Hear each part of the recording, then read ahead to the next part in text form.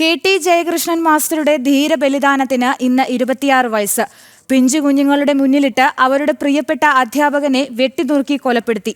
CPM-ന്റെ കൊലപാതക രാഷ്ട്രീയമെന്ന ക്രൂരമുഖം വെളിവാക്കിയ സംഭവം കൂടിയായിരുന്നു അത്.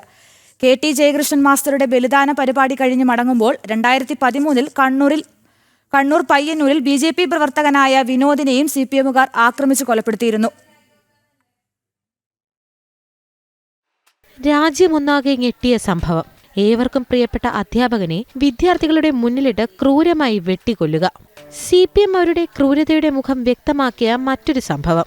ഏവർക്കും അത്രയേറെ പ്രിയപ്പെട്ട നേതാവായിരുന്നു കെ.ടി. ജയകൃഷ്ണൻ മാസ്റ്ററുടെ ഓർമ്മകൾക്ക് ഇന്ന് 26 വയസ്സ് തികയുകയാണ്.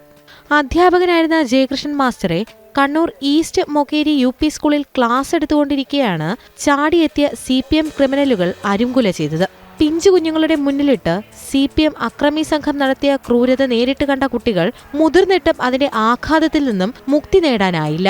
അന്ന് കൊലപാതകം നേരിട്ട് കണ്ട പാനൂർ സ്വദേശി ഷസീന മാനസികാഘാതം താങ്ങാനാകാതെ ഏതാനും വർഷം മുൻപാണ് ആത്മഹത്യ ചെയ്തത്. ആ ക്രൂരകൃത്യത്തിന്റെ ഞെട്ടലിൽ നിന്ന് ഷസീന മുക്തയായിരുന്നില്ല.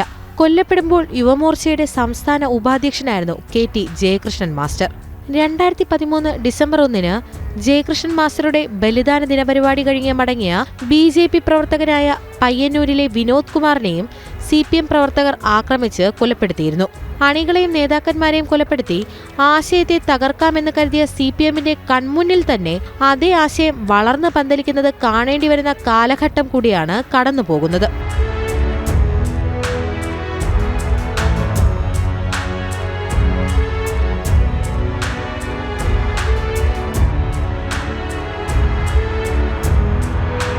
ജനം, കണ്ണൂർ.